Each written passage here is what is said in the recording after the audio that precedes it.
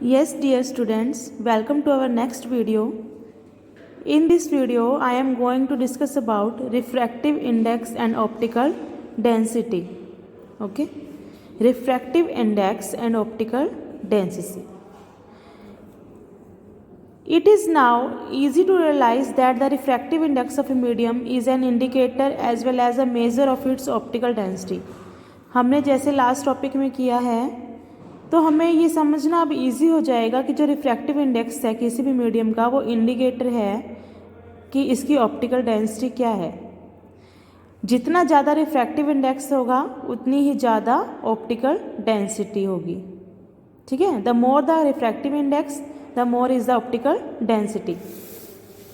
Now rules of refraction. Rules क्या हैं refraction के? We can easily understand the observations associated with the phenomena of refraction of light in terms of two rules. हम refraction of जो light है उसके to rules हैं जिसको हम अब डिस्कस करेंगे तो आपको क्लियर हो जाएगा कि रूल्स क्या हैं रिफ्रैक्शन ऑफ लाइट के। Let us study about them. First is a ray of light bends towards the normal when it goes from an optical rare medium to an optical denser medium. देखो जैसे हम air है अब, ठीक है, air कौन सा मीडियम है? Optically rare medium. और जैसे कोई ग्लास है ना, जो हार्ड हो है तो वो कौन सा मीडियम होगा? Denser medium. ठीक है, अब ऐसे ऊपर ये रेयर मीडियम शो किया गया है, ये वाला। सबसे पहले टू मीडिया शो करने होंगे आपको। मीडिया का मतलब है कि एक यहाँ एयर है, यहाँ गिलास है।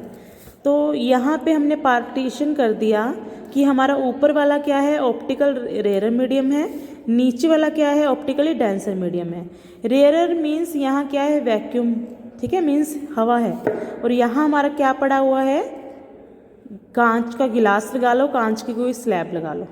ठीक है, तो यहाँ पे क्या कह रहे हैं कि जब लाइट क्या आ गई, हमारे यहाँ से वैक्यूम से लाइट आ रही है, ये लाइट ऐसी है, ठीक है, ये रेयर मीडियम है, तो ये लाइट ऐसे सीधे जाने की बजाय इसको कहाँ जाना था? यहाँ जाना था। जाने की बजाय ये हम जो इसका सेंट्रल पॉइंट ले लेते हैं, ठीक है, इंटरफेस जो है सेंट्रल पॉइंट ले लिया। जो लाइट है ऐसे जाने की बजाय, ठीक है, किधर बेंड होगी? ये नॉर्मल कहते हैं इसको हम, नॉर्मल की तरफ बेंड होगी। जानी तो सीधी चाहिए थी, क्यों नहीं सीधी गई? क्योंकि मीडियम का चेंज आ गया। यहाँ तो क्या था? एयर थी, यहाँ ग्लास आ गया, तो बेंड होगी ना। जैसे मीडियम चेंज हुआ इसकी जो लाइट की जो बीम है, जो रे है, वो बेंड होगी। वो कहाँ चली गई? टुवार्ड्स दी नॉर्मल, नॉर्मल की तरफ वो बेंड हो गई। ठीक है, मतलब जब भी रेयर मीडियम से डेंसर मीडियम में हमारी एयर जाएगी तो वो नॉर्मल की तरफ क्या हो जाएगी? बेंड हो जाएगी।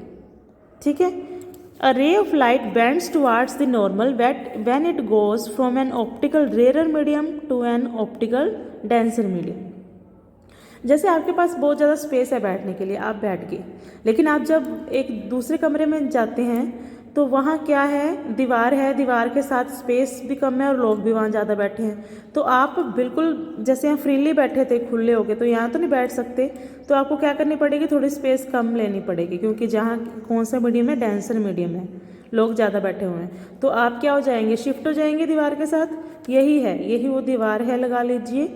ठीक है, और यहाँ पे रेयर मीडियम है, तो यहाँ पे ये क्या होगी? जब डेंसर में गया वो टुवार्ड्स क्या हो गया? नॉर्मल की तरफ बेंड हो गया। नेक्स्ट इसके अपोजिट है, जब वो डेंसर से रेयर में जाएगी, यहाँ आपको भीड़ लग रही थी तो आप रेयर में चले गए तो आप आराम से बैठेंगे। ठीक है, तो वैसे ही रे है वो डेंसर में थी, जैसे ही हवा में रेयर में चली गई वो क्या हो जाएगी? नॉर्मल से दूर हो जाएगी। ठीक है, a ray of light bends away from the normal when it goes from an optically denser medium to an optically rare medium. देखो डेंसर मीडियम में थी, नॉर्मल के पास थी, लेकिन जैसे रेयर में आई, यहाँ स्पेस रेयर में क्या होता है? ज़्यादा होता है, तो ये नॉर्मल से के पास बेंड होने की बजाय वो उससे दूर चली गई। ठीक है, बेंड्स अवे, इधर टुवार्ड्स था, इसके साथ हो गई थी, ये बेंड्स अवे, इससे दूर चली गई। ठीक है, ये 2 रूल्स हैं सभी फिनोमिना को समझने के लिए। ठीक है, इस एक्टिविटीज़ में यही बताया गया है। हमने कौन सी एक्टिविटी की थी, जो बिल्कुल स्टार्टिंग में की थी, पेंसिल वाली एक्टिविटी, कि पेंसिल जो है हम डालते हैं गिलास में तो क्या हो जाती है, बेंड होती हुई दिखाई देती है, क्योंकि इसका मीडियम चेंज हो गया। यहाँ पे वो हवा में है, लेकिन यहाँ पे इस मीडियम में वो कौन से में आ गई, डेंसर मीडियम में आ गई। ठीक है, तो उसका पाथ चेंज हो जाएगा। ठीक है, पहले ये यहाँ से आ रही थी, इसको जाना तो ऐसे चाहिए था, क्यों नहीं गई, क्योंकि मीडियम चेंज हो गया, तो नॉर्मल की तरफ वो बेंड होगी, क्योंकि यहाँ पे रेयर मीडियम था, यहाँ डेंसर मीडियम था, जैसे हमने यहाँ किया था। तो ये अपने नॉर्मल की तरफ बेंड होगी, जिस कारण हमें पेंसिल टूटी हुई दिखाई देती है। ठीक है, इसमें यही दिया गया है कि वो बेंड होती हुई दिखाई देती है जो हमारी पेंसिल है। Processing in exactly the same way, we can understand why a pond appears less deep than it actually is. A coin put in an empty cup, not visible before, becomes visible after some water is poured into the cup.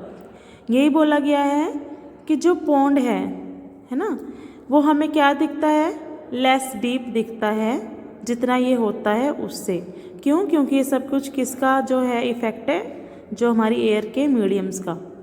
जो coin है, ठीक है, पहले हमने गिलास में डाल दिया, हमने पिछली एक्टिविटी में भी किया था, तब तो हमें दिखाई नहीं देगा, लेकिन जैसे ही हमने पानी डाल दिया उस कप में तो हमें वो कॉइन ऊपर आता हुआ दिखाई देता है। तो ये किसका इफेक्ट है, मीडियम का इफेक्ट। तो ये इन 2 एक्टिविटीज़ में यही दिखाया गया है, चाहे वो कॉइन वाली हो, चाहे पेंसिल वाली हो, ठीक है, चाहे पॉन्ड वाली हो, कि हमें वो सिक्का जो कॉइन है वो ऊपर आता हुआ दिखाई देता है, पेंसिल मुड़ी हुई दिखाई देती है। क्यों दिखाई देती है? क्योंकि जब ऑप्टिकली रेयरर से डेंसर मीडियम में जाता है या डेंसर से रेयरर में जाता है तो उसका पाथ चेंज हो जाता है। लेकिन इन जो एक्टिविटीज़ में क्या है, डेंसर मीडियम से जो है रेयरर मीडियम में जा रहा है। ठीक है, जिसके लिए ये जो एक्टिविटी है वो रिस्पॉन्सिबल है चेंज के लिए। नेक्स्ट जो है refraction of light by a glass slab. Glass slab से रिफ्लेक्शन ऑफ लाइट को हम कैसे ऑब्जर्व कर लेते हैं। A parallel faced glass slab can be easily use to study the basic feature of the phenomena of refraction. We can do some simple activities for this purpose. एक parallel face जो है glass slab जो है easily use कर सकते हैं इसको study करने के लिए, रिफ्रैक्शन को। इसमें क्या कहा गया है कि एक रूम में जाओ, उसके सब कुछ कर्टेन आप क्लोज कर दो, उसके बाद एक जो डोर से थोड़ा सा डोर ओपन कर दो जिससे कि थोड़ी सी लाइट की बीम आए। ठीक है, उस लाइट की जो बीम आ रही होगी उसमें से कुछ आपको डस्ट पार्टिकल आते हुए दिखाई देंगे। उन डस्ट पार्टिकल्स के साथ आपको जो लाइट की जो बीम है वो भी आती दिखाई देगी। अब एक जो आपने ग्लास की जो रेक्टेंगुलर ग्लास की जो स्लैब ली थी उस रास्ते के सामने रख दो जहाँ से वो थोड़ी सी लाइट आ रही है सीधी। ठीक है, तो आपको क्या लगेगा, जो पेंसिल लाइट आ रही थी, बिल्कुल बारीक सी लाइट आ रही थी, वो सीधी जा रही थी। पहले डस्ट पार्टिकल्स भी दिखेंगे आपको साथ, वो बिल्कुल सीधी जा रही थी। जैसे आप उसके सामने ग्लास की स्लैब रख दोगे तो वो जो डिस्टर्ब्ड हो जाएगी, जो लाइट की रे है ऐसे आ रही थी बाहर से। ये रूम है, ठीक है, ये ग्लास की स्लैब है, ये रूम है, तो यहाँ से लाइट आ रही थी रूम में से थोड़ी सी, बाकी तो अंधेरा था।